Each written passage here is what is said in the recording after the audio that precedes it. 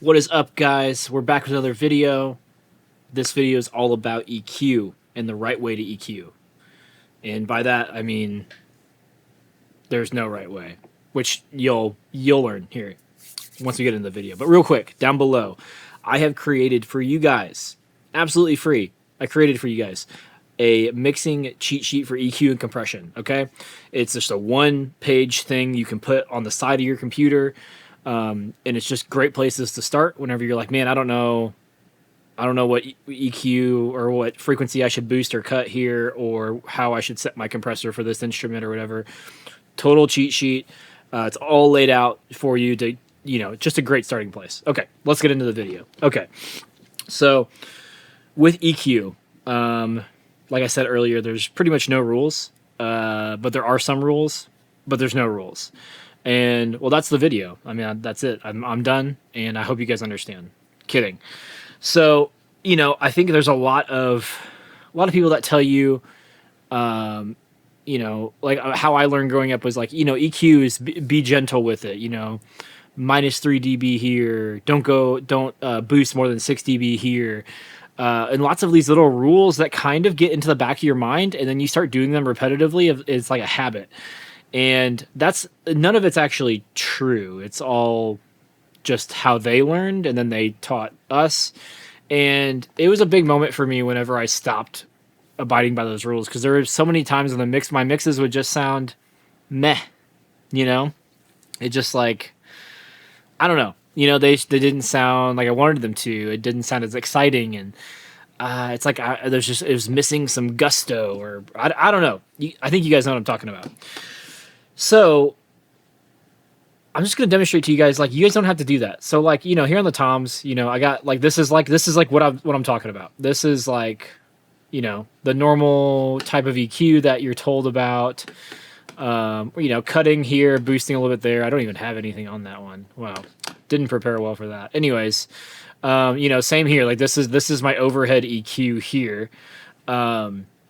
Pulling out, just any problem frequencies, anything that's covering up the vocal, or, adding a little bit of sheen here, stuff like that. We're always told those types of things, which is great. You should definitely, not overdo it, right? But there are times you need to overdo it to get the result you want. So I'm going to show you guys 3 really cool examples of things that I have done, especially on this song while I've been mixing it, just to kind of break the rules and kind of go outside the glass ceiling, to say, So here on the snare, which, we're always looking to get that killer sounding snare. Okay. So right now, I didn't love the snare mic'd up sound, but here are all 3 of them combined with the trigger and with the processing that we have now.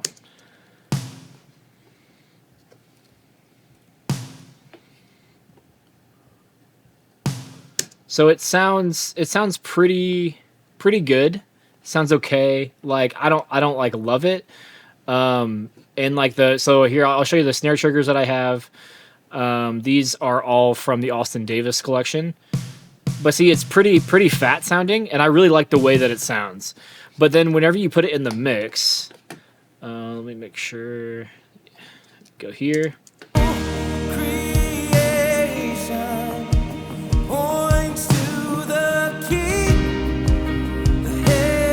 See, overall, it's a good sounding snare, but I just wanted more. Like, I wanted it to stick out. I wanted to have like that sheen on top. So this is a really cool trick that you can do.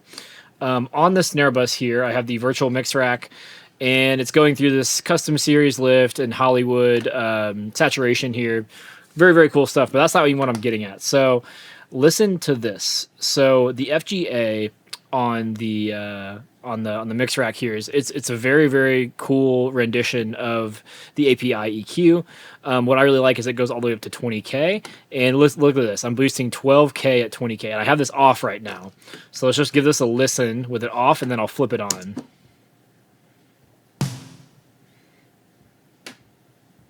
On.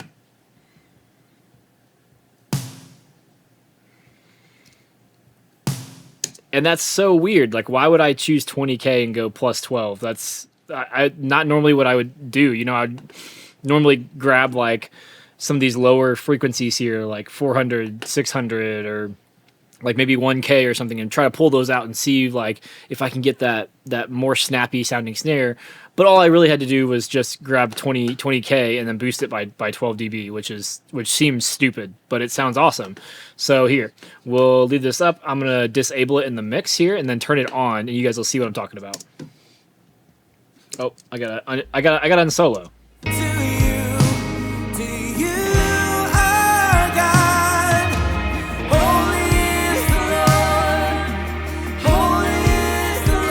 Off. On.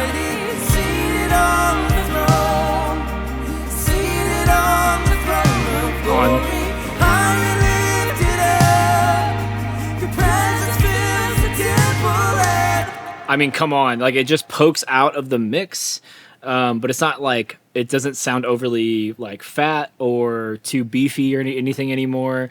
And instead of me just like sculpting with an EQ, I just took 20K and boosted it. So breaking the rules. That's what we're all about, kind of. Anyway, so my next one is I like to put cymbal swells and, you know, like percussion and stuff inside these live mixes, because sometimes it just adds a really cool extra vibe to it. It fills some space. But so for these cymbal swells, so this is what I'm going to take the reverb I have on it, which I'm just using a Valhalla Supermassive on there, which I'll show you that in a second. But this is the cymbal swell.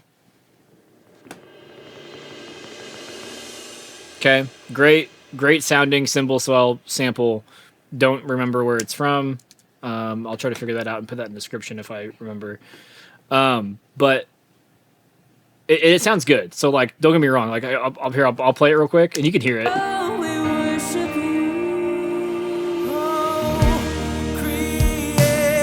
So it sounds cool, adds a cool vibe, but I wanted it to add more energy. And so first I did this Valhalla Supermassive, and I'm using, I think, the preset We Are Stardust, and then I just backed off the feedback in the mix. So the mix is at 40%, feedback's at 21-ish, and so let's just give that a listen in solo.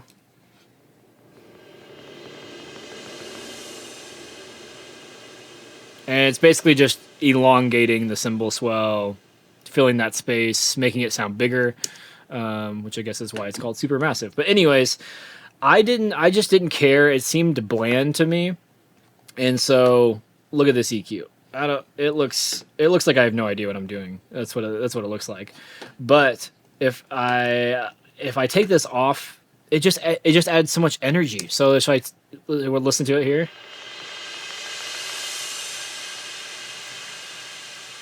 See, it in solo, it just sounds kind of harsh and kind of funny, and it's like you lost the fullness of it. But if we put it in the mix, I think it sounds better with the EQ like that.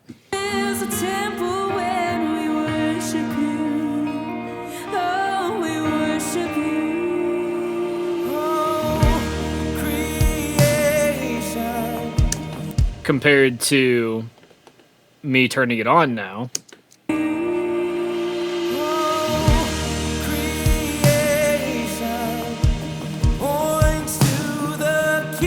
And you know, with the added high end, I would probably turn it down a few more dB. But you get the point. Like, it added, to me, just boosting tons of high end added so much energy to the transition that we were creating for this verse.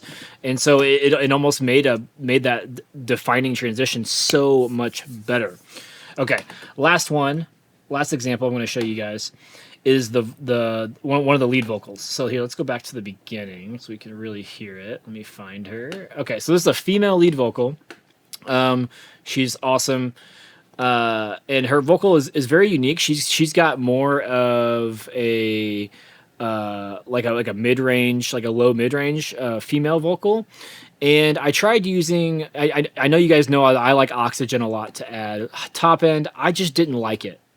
It works for me 90% of the time, but for some reason it just did not work.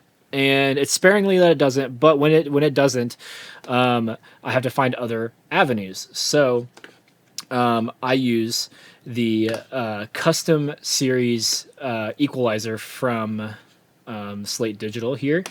and I will show you guys this in a second. But this is disabled, and so let's just give this a listen here. Most worthy, worthy of praise, exalted above all things, my God, you are. So overall, the vocal does sound good. I would probably be okay with that, but I wanted it. I always wanted that sheen. I wanted that top end. I wanted it to kind of flow over the top of all the music, and so on the custom series equalizer, we are doing 15K plus 6 and 7K plus 10. Completely outrageous. Like, we're just blasting top end. But this is what it sounds like with it in, which I think it sounds way better. Most worthy, worthy of praise, exalted above all things, my God, you are my God.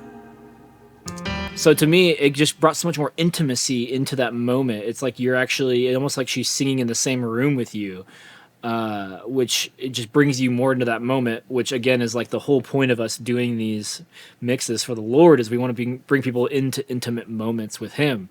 And so it would do whatever you have to do to EQ it like that, to make people feel something. And so that's why I love this. And man, I like I said, there's just no rules. So like even here, I can let's go to my keys bus. Here, look at this: 8K plus 15, 2K plus 12. I mean, negative 10 at 370. Like, there's just like, you have to do what you ever have to do to make it sound the way you want it to sound, to bring it to its, you know, to the ending, to make it sound great. Like, whatever you have to do, like, there's, whenever people are telling you you can't cut more than 6 or add more than 6 dB, that's like, it's a total lie. Don't listen to that, because you have to do whatever you have to do. Now, is it easy to overdo it? Of course. I've done that so many times. Heck, I may even get into the song later and realize that on the vocal, I don't need plus 10 at 7K or plus 6 at 10K. Maybe I only need plus 3 or something, and I'll pull it back. But it's just you can't be afraid to do that, to see what it sounds like, to see what it can be, because whenever you go to overdo it, sometimes you're not overdoing it at all. Sometimes that's exactly what the song called for, but we've been trained to, you know, only focus on 2 or 3 dB increments or something like that. So yeah, hope this helps, guys, because there's really no reason for you to be scared of how to use EQ, and especially like on even other things like a vocal reverb. I always have an EQ after the vocal reverb, because sometimes the vocal reverb can be getting in the way of the vocal. So then I'll just take an EQ and I'll drop it at, like, you know, 4K where the vocal is really present, and so then that reverb just kind of fills in around it. Man, like, there's so many things like that there's just no rules. There's literally no rules. So hope that helps you guys. Hope I can give you permission to EQ however you want to, because we're all just trying to make music sound great and professional and pleasing to the ear, so that people can have an intimate moment with the Lord. But yeah, I think that's it for this video. Do not forget the mixing cheat sheet down below. I know it'll really help you, especially if you're, you know, just getting started, or if you have any sort of like mixing anxiety like I used to have, and you have no idea where to start EQing or compressing something. It's a great sheet to have right next to you, just for you to know exactly what you can do next. And then last but not least, guys, thank you so much for watching the video. Just want to encourage you guys to keep making music for the Lord. That's what He wants. Trust me. He wants you to keep creating songs and vibrations that are revealing Himself to more people, because that's the goal, right? So love you guys, and I'll see you next week.